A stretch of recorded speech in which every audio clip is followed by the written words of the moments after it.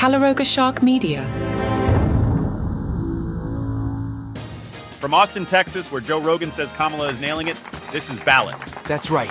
And Trump says the audience at the debate went wild for him. We're gonna fact check that one, Don. Okay, let's hit this. It looks like we've got ourselves a real Hollywood meets DC extravaganza. Grab your popcorn and your I voted stickers, because this election just got more star-studded than the Oscars red carpet. First up, we've got Billie Eilish, the pop sensation who's apparently traded in her bad guy persona for a ballot guy one. She and her brother are telling their 123 million Instagram followers to vote for Kamala Harris faster than you can say duh. The Harris campaign responded with a bird-themed pun that probably had their social media intern high-fiving themselves all day. But the real plot twist comes from Joe Rogan, the podcast king, who's usually about as predictable as a cat on catnip. He's out here praising Harris's debate performance like she just won a UFC championship. She's nailing it, he says. I mean, who had Joe Rogan compliments Kamala Harris on their 2024 bingo card? Not me, that's for sure. Now, Rogan hasn't officially endorsed Harris. He's more like that friend who says, I'm not saying you should date them, but...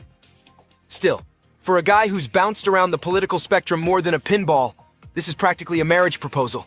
And let's not forget Taylor Swift, who's gone from shaking it off to shaking up the election. Between her and Oprah, Harris has more star power behind her than a NASA rocket launch. Even the Duke and Duchess of Sussex are dipping their royal toes into the murky waters of American politics once again. And boy, oh boy, are they making waves. Harry and Meghan's Archewell Foundation has decided to play matchmaker between Americans and their voting rights. They're not just suggesting people vote, they're practically writing love letters to democracy. I can just imagine it now. Dear voter, do you like long walks to the ballot box? But hold your horses, everyone. Before you start picturing Meghan in the Oval Office, or Harry as the next Secretary of State, remember that they're not officially endorsing anyone.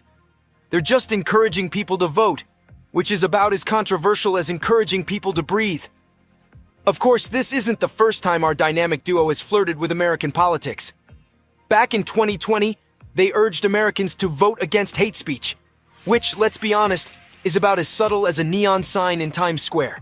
Now, some royal watchers are clutching their pearls, claiming this breaks the Sandringham Summit Agreement. Because apparently, encouraging democratic participation is more scandalous than, well, just about anything else the royal family has been up to lately. And let's not forget the rumors of Meghan's potential political career. She's already mastered the art of cold-calling senators. I mean, who hasn't answered their phone to hear, "This is Meghan, the Duchess of Sussex"? It happens to me at least twice a week. So there you have it, folks. The Sussexes are shaking things up again, proving that you can take the royals out of the palace, but you can't take the... Wait, what exactly are they doing again? Oh, right, encouraging people to vote. How terribly unroyal of them. And if you like making fun of Harry and Meghan, check out the Palace Intrigue podcast. It's kind of like this one, except less Trump and more Prince Harry. Royal family gossip 7 days a week. Man, these bosses at Calaroga Shark Media are slave drivers. I guess I should consider myself lucky that most weekends I only have to work Sunday. But here's the kicker, folks. All these celebs are pushing for people to register to vote. It's like they've suddenly realized that Instagram likes don't actually count at the ballot box. Who knew? So, there you have it. We've got pop stars, podcasters, and media moguls all jumping into the political ring. It's like American Idol meets The West Wing, with a dash of fear factor thrown in for good measure. Will these celebrity endorsements be the secret sauce that tips the scales in this neck-and-neck race? Or will they just add more drama to an already overstuffed political soap opera? Only time will tell. But one thing's for sure. This election is turning out to be more entertaining than a Netflix binge watch.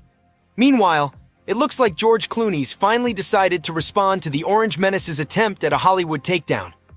Trump, our resident film critic and reality TV star turned politician, called Clooney a fake movie actor. Does that mean Clooney is pretending to be an actor? Or is he an actor who is in fake movies? Clooney, proving he's got better comedic timing than Trump's hair has staying power, fired back on Jimmy Kimmel's show. When asked about Trump's suggestion to get out of politics and go back to TV, Clooney quipped, "I will if he does. That's a trade-off I do." Boom. Someone call the burn unit. We've got a code orange. Now, Let's not forget that Clooney co-hosted a Hollywood fundraiser for Biden that raised $28 million, which sounds like a lot of money until you remember Clooney's the one who ran Biden out of town. Don't worry, Biden doesn't remember it either. Let's see if Harris can pull off a political heist as smoothly as Danny Ocean. The polls sure don't think so. Man, those Hollywood celebrities are not going to be happy. They'll probably storm Planet Hollywood on January 6th. According to the latest Emerson College polls, our old friend Donald Trump is leading in 5 out of 7 battleground states. That's right. The man who turned the White House into a reality TV set might be getting a second season. I guess America really does love a reboot, even if they recast the VP as a cartoon hillbilly. Trump's leading Kamala Harris in Georgia, Arizona, Wisconsin, Nevada, and Pennsylvania. It's like a game of political monopoly, and Trump's collecting swing states like their Boardwalk and Park Place. Harris, meanwhile, is holding on to North Carolina and Michigan like they're the first 2 properties after go. Wait, that joke doesn't even make sense. Isn't Michigan one of the Reds? While not landed on as frequently as Illinois, Michigan Avenue is a fairly good buy and can produce very good rents, provided you have a lot of cash. Now here's the kicker. Even though Trump's ahead in the polls, the majority of voters in each state think Harris will win. It's like they're saying, I'm voting for chaos, but I don't actually think it'll happen. But don't break out the MAGA hats just yet, folks. Trump's coattails seem to be shorter than his ties. His GOP pals are lagging behind in down ballot races. It's like they're trying to ride the Trump train, but they keep falling off at every stop. In Arizona, Kari Lake is running 7 points behind Trump. I guess her Trump impression isn't quite as convincing as she thought. In Michigan, Mike Rogers is 5 points behind. Looks like the Great Lakes state isn't buying what he's selling. And in Nevada, Sam Brown is trailing Democrat Jackie Rosen.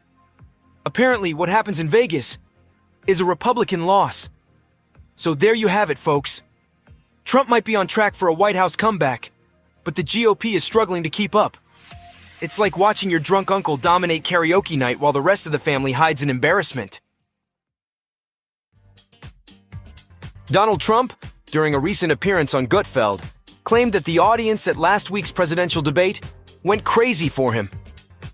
One small issue: the debate didn't have a live audience.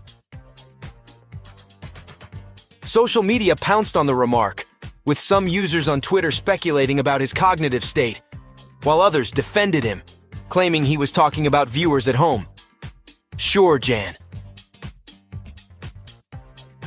In a classic case of hitting send before double-checking, FEMA accidentally declared a major disaster for Texas after the New Orleans Saints obliterated the Dallas Cowboys 44-19.